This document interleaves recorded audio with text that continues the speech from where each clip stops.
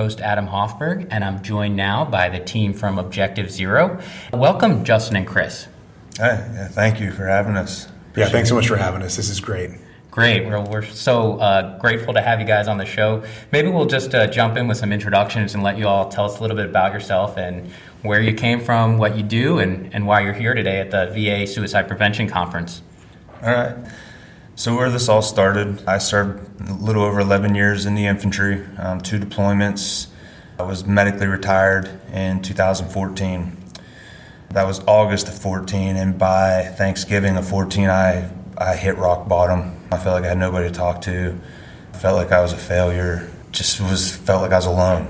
And when I finally did reach out for help, I was put on hold and scheduled an appointment for 2 days later, which just sucked the life out of me because I'm like, man, the one organization that's supposed to be there for me, I felt like failed.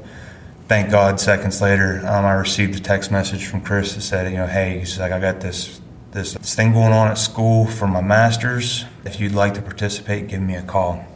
So called him up, and that phone call ended up lasting about 6 hours. He could hear the difference in my voice, and he's like, hey man, I hate to ask this, but are you thinking about killing yourself? And I was so dead at the time, and I just laughed. I went, yeah. As a matter of fact, if my gun was loaded this morning, I wouldn't even be having this conversation. And that's when he kind of took my mindset and took me from feeling sorry for myself, feeling like I failed, feeling like I was broken, feeling like that I was, shoved to the side.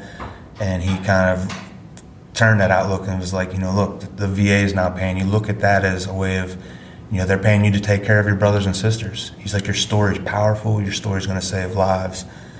And I, like always, procrastinated. I didn't think I had a story. And then, one day I was in church and just looking for an answer. And I heard clear as day, quit feeling sorry for yourself. I look at everything that I've pulled you through. What good is it to have an answer to a secret if you keep it a secret? Share your pain and your struggles with others to give them hope and the power to push forward.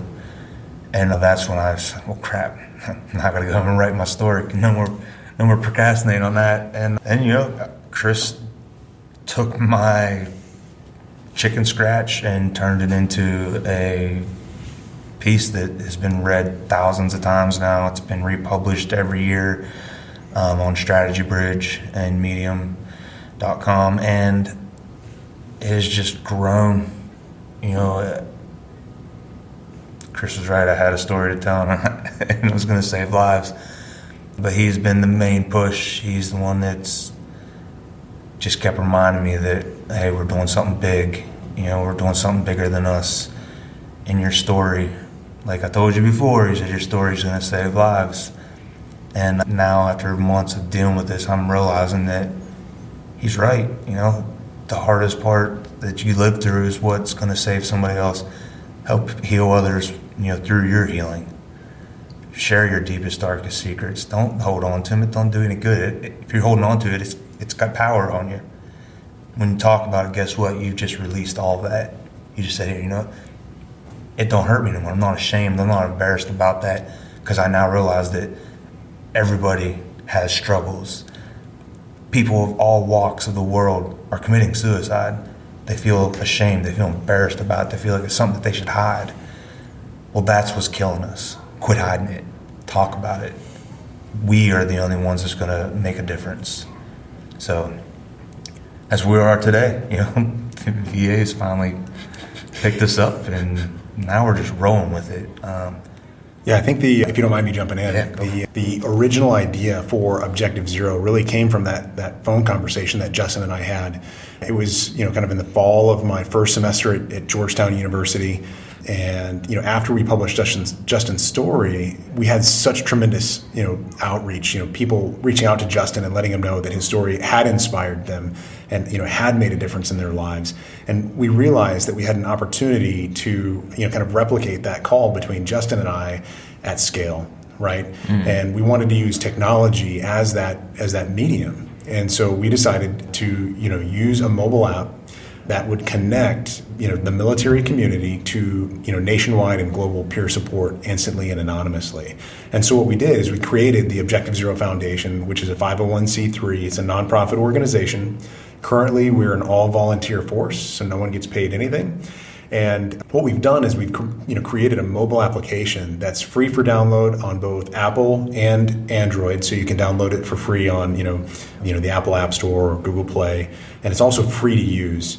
And what it does is it connects an individual, whether that's a active duty service member or a guardsman, reservist, veteran like Justin, or even someone in a military family or a military caregiver, to instant and anonymous peer support through voice, video, or text messaging, in order to replicate that call.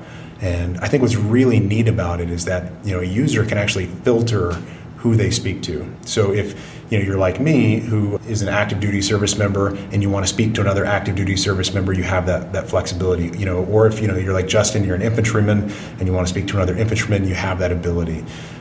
We have filters that allow you to filter through campaigns served, branch of service, gender, proximity, and I think those filters are very powerful because it allows you to make the most meaningful connection possible, which is unlike anything that's out there right now. And then, like Justin mentioned, we're really, really grateful to the Department of Veterans Affairs for recently signing an MOU with us. We are now a community partner of the VA, which has been extremely powerful. That partnership has helped us tremendously, and we're really grateful to be able to give back to the VA. Anonymized data, which just talks about how many downloads we have, how many people are accessing VA services through the app. But the partnership with the VA has been extremely powerful. So we're really grateful for that opportunity. Thank you. And thank you, Justin, for sharing your story, because I really do think it brings it to that level where we can make meaning out of that. And it's so fascinating to me that, you took, your guys' interaction and said, how can we bring this to scale? And I love, the power of technology and assisting with that. So take us through a little bit more like the roots of how you went from, you two had a call to here we are today at the Suicide Prevention Conference. You guys have a table, you have kind of a lot going, and I'm really excited to hear where you are now. Well, at the time, like I said, I was going through Georgetown, and when we published Justin Miller's story, originally on medium.com, the outreach was tremendous. And in fact, many of my peers at Georgetown reached out to me specifically and said, hey, we don't know what we want to do, but we want to help. We want to be involved. Justin's story was so powerful, so inspirational. We know we want to do something. And one of them, a good friend of mine named Ryan, had an idea for a mobile application. His original idea was that it would be something kind of like Yelp, where you could see, your place on a map and kind of see what facilities and resources were around you. But over time, that idea really, fleshed out that in a moment of crisis or in a moment where someone needs help, they don't really have the time to, sort through all those resources. They just need peer support now. And that's where the idea behind it came from. And we spent about, a year or two, Justin, in, doing research and, kind of identifying like how we could go through this process. And I think it was, January of 2017, we launched a crowdfunding campaign on Kickstarter. Christmas. You're right, it was Christmas. Christmas Day. And Christmas Day, you're right. Our thing was, give the gift of life. Donate today to help us save somebody. That was hard. Yeah, that was the most miserable 30 days of my life because you were so stressed. You either make it or you don't. I see, right. And we set our goal for $35,000 because at the time we were told between $60,000 and $100,000 what was going to cost for our app. So they said, if you come to us with $35,000, we'll take 30 of it as a down payment and start building this app, and then we'll allow you guys the rest of the time to continue building this. And then if you don't make your numbers for some reason, then we'll write off the rest of it and we'll work with you to make this happen. It really came down to the wire too. I mean, I think we had days left. We were, I think, probably about $5,000 or $10,000 short, if I'm not mistaken. And in the final days, we came through, ended up pulling out $38,000 in a month. We met our goal, and then we started the development process. And it took us a year of development. In December of 2017, we called it the MVP, minimally viable product. The core functionality of the app was released. And since then, we've just continually been in a process of improvement, identifying new features, new integrations, new capabilities that we want to release. And we kind of go through these rounds of fundraising and then releasing those updates and new integrations and new features. Nice. I want to kind of start from the name. It really struck me, and it's very powerful. Objective Zero, and I just was curious, what was the inspiration or story behind that? And did you land on that right away, or that took a few iterations? The funny thing is Chris, Ryan, and myself were on the phone. We're like, hey, what can we? We're throwing all these names out, just coming up with everything, and Chris goes silent. And he said, "How about Objective Zero?"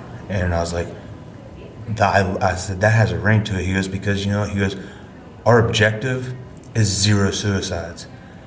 And we have committed our lives to fighting for our country, for our veterans. It was willing to give everything for this country. We've committed the rest of our lives to make sure that there's something out there, that there's somebody in their corner fighting for them to make it. So yeah, Objective Zero. They're like, dang, we'll stop this when we're at 0 suicides. And that's our goal. Mm-hmm. So yeah, Chris came up with that, and then Oz. My thing is like Oz, the world of the unknown. That's what and here we are. We're unknown. We've stepped out in the uncomfortable zone. You got to step out of your comfort zone to make stuff happen. You got to be vulnerable. You got to be willing to be embarrassed, be whatever, laughed at, dumped it out. Right. But once you release it, oh my God, the healing, the sense of relief, when you have somebody come up to you crying their eyes out saying, you know what, the last 7 to 10 days I struggled getting out of bed. But after I heard your story, you know what, you lit my fire and you gave me hope, and I'm jumping on your team and we're gonna make a freaking difference. And said, man, the fact we're here, I'm so pumped. Right on. Yeah, I can feel that energy. I mean, I know, listeners, you're not in the room with us right now, but we got these 2 guys here. You guys are wearing your nice blue Objective Zero, and there is some real enthusiasm, some real momentum here, and I'm super excited to kind of catch a little piece of it. Yeah, during this time that we were starting all this, the VA and the government was being pointed at. Oh, what are you doing? You're failing. You're not doing this. You're not doing that. And we're like, what good is it doing pointing fingers and blaming somebody else? Guess what? Us as a nation sent us to war.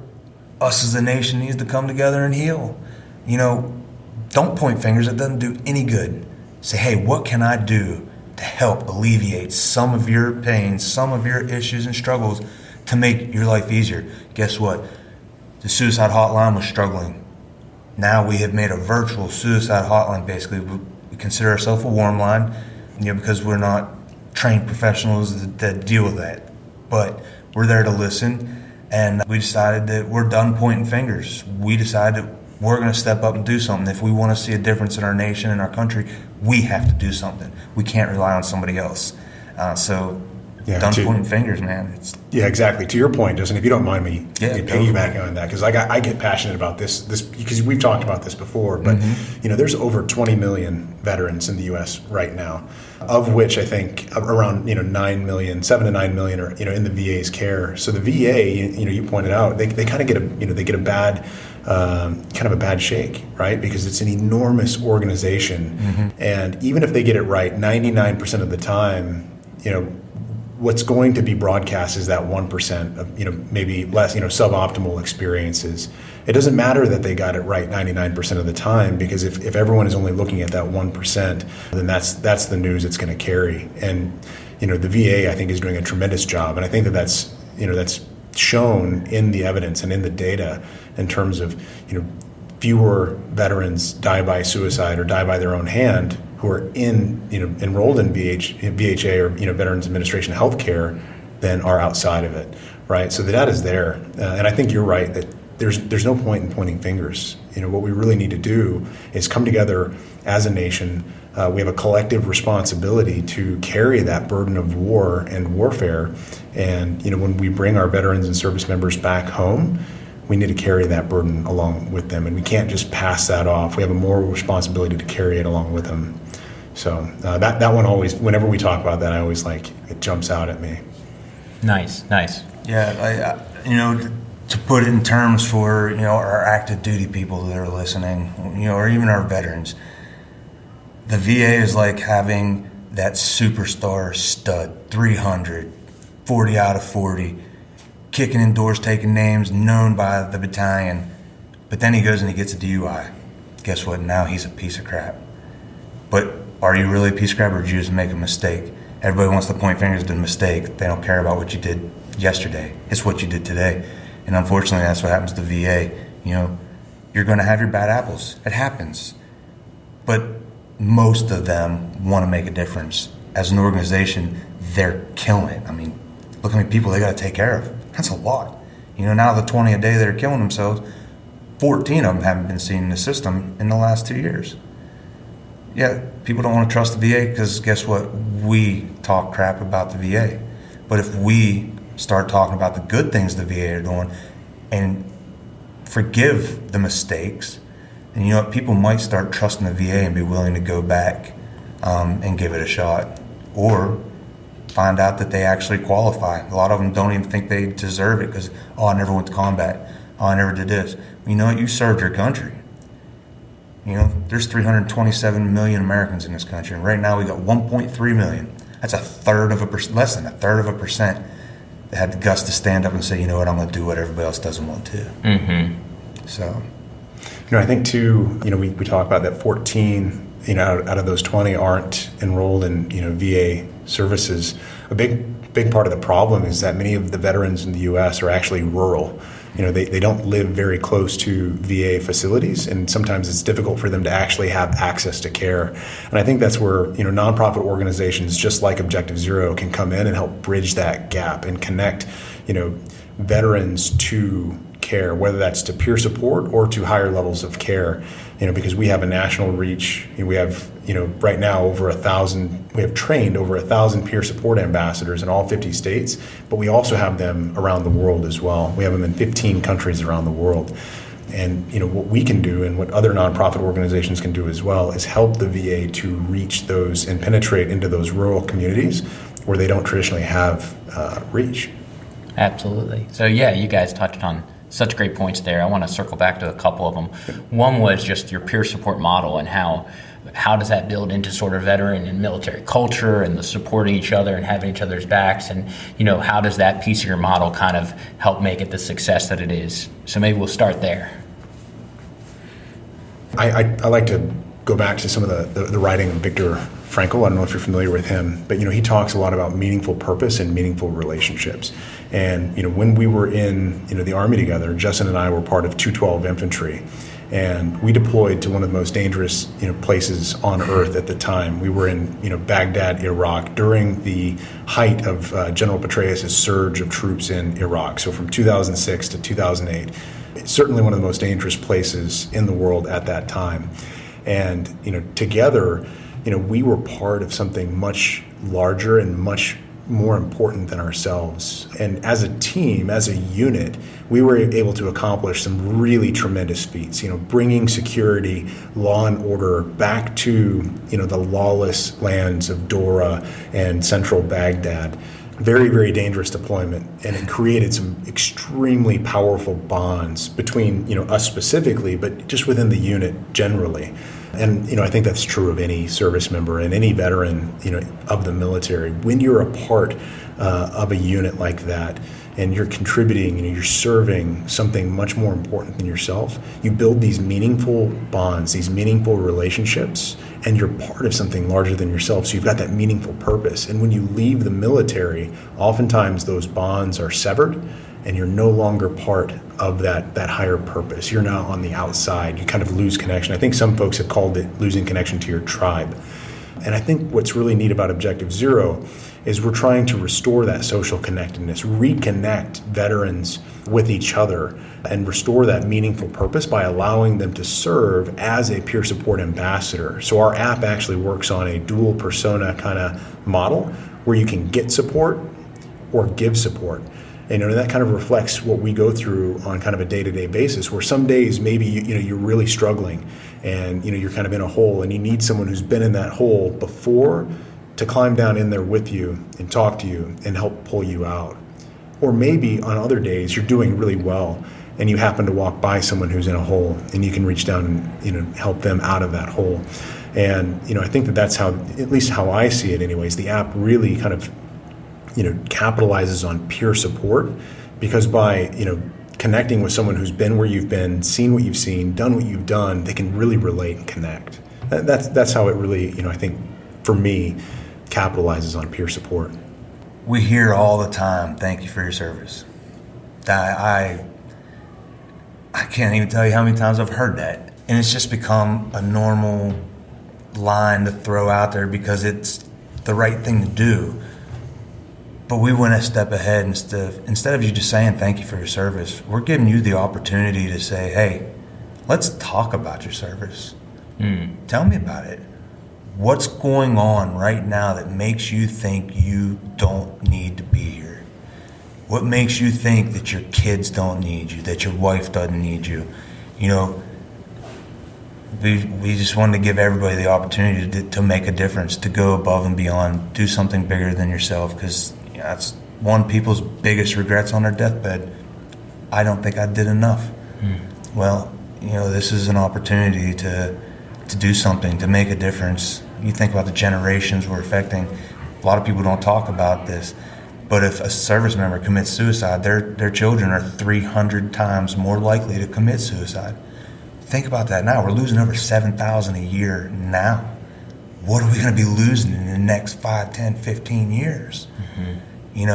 So when you're actually reaching out on that phone to talk to this person, or you're answering that phone, you're not only saving that person's life, but you're protecting their kids, their wives, their parents, their brothers or sisters, and everybody they've served with. You just kept all of them, gave them hope, because it doesn't get easier. Every time you lose a friend, that's one less person that you can talk to that's lived and tasted the same thing that you have. We need to stick together. Day one, they're taught, have each other's six. That's what they pound in your head all the time. How come it stops when we get out? Yeah.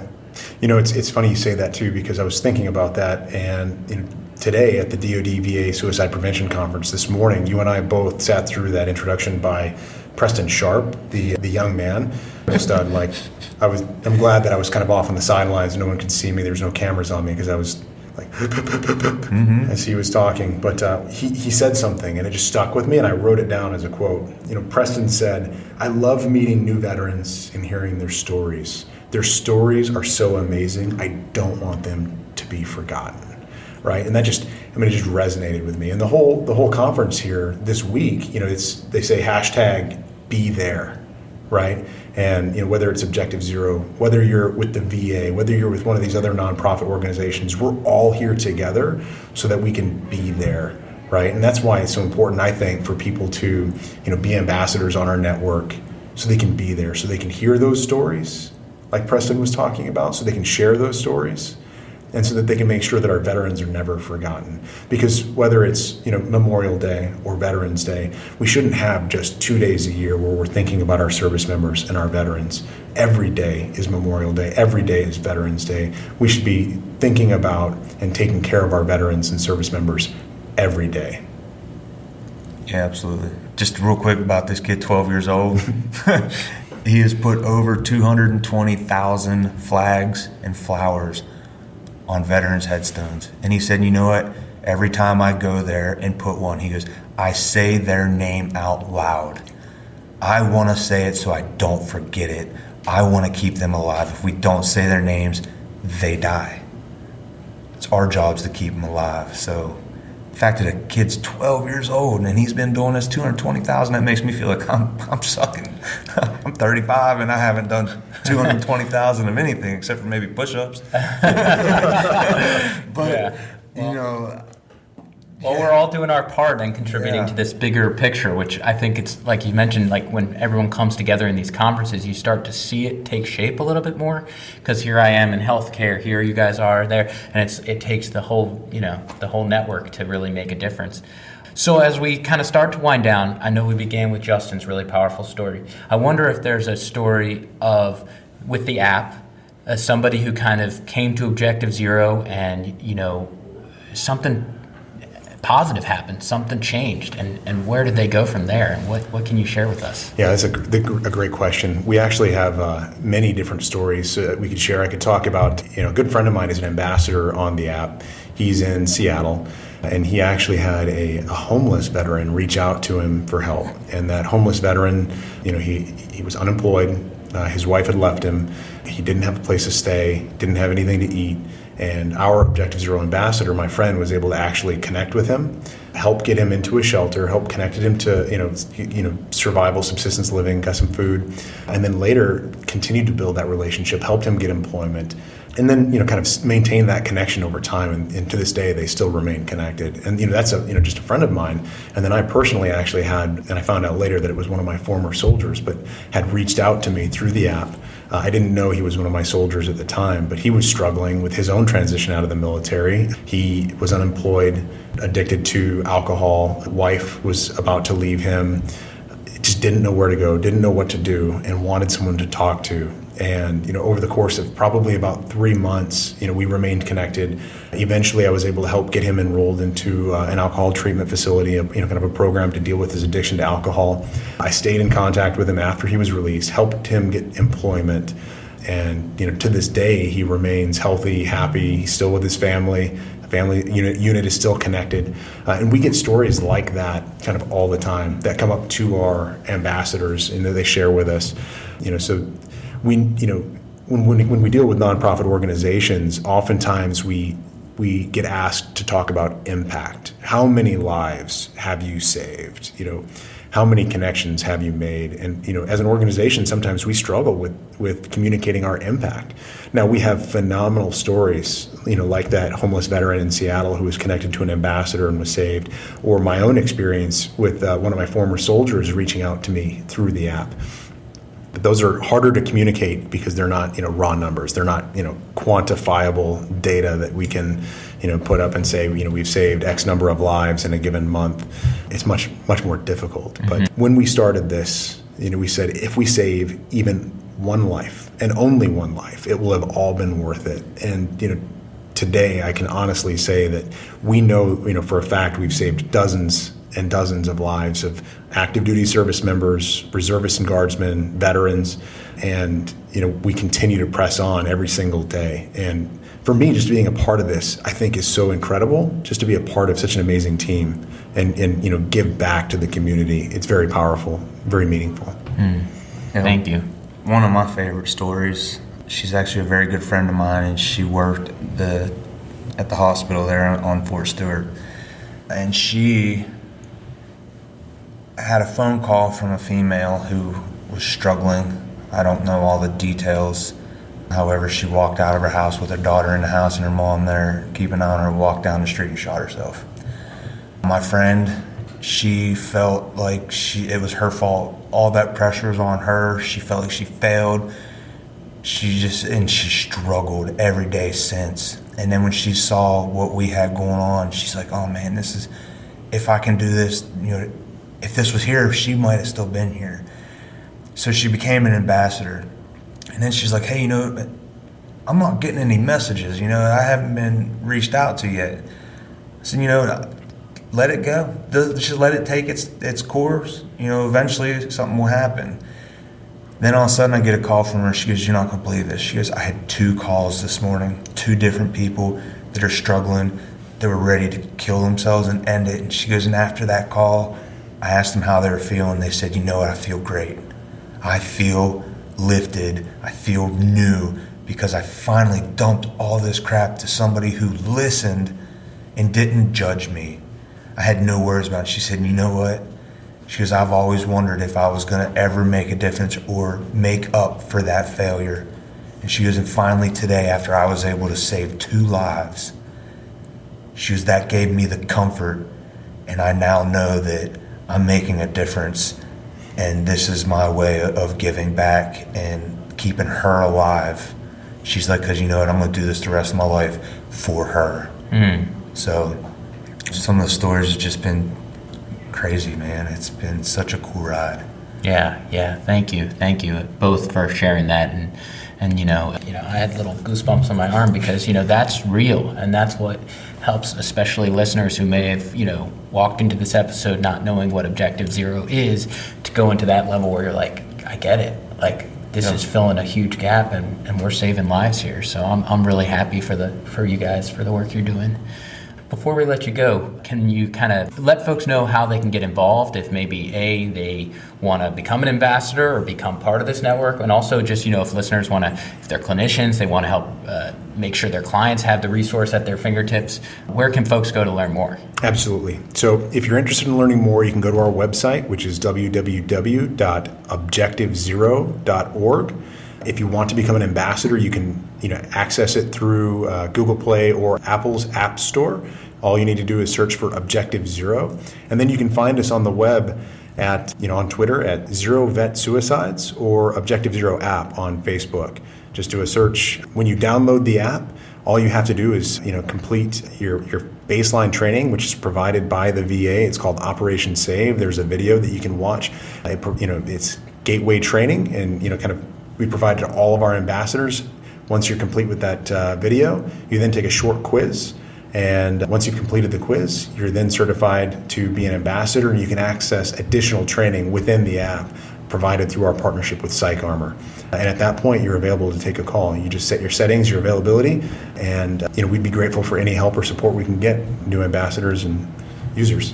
Yeah, the one cool thing about our app is it is completely customized. You can get on there and say, hey, I hate talking to people, and I hate doing video chats, but I'll text all day long. So you can put on there, hey, from 8 a.m. to 9 p.m. I'm awake. I'm willing to respond to text. So then you are only there available for text. It's becoming an ambassador doesn't even mean that you're going to be answering the phones. An ambassador is just somebody who gives a crap. Somebody who is going to take some extra time, whether it's help us raise funds to fix the app, whether it's help to spread the word, whether it's to go, start fires on military bases by going and pointing at the general and saying, hey, you said you were going to pass this down the chain, and guess what? There's nobody there. So what did you really do? So that's what we need. We need people that are tired of burying their friends, tired of burying their sons and their daughters, and want to make a difference. If you've lost a friend, do it in their name. Keep them alive and share their stories with others. That's how it's going to happen. We'll end on that.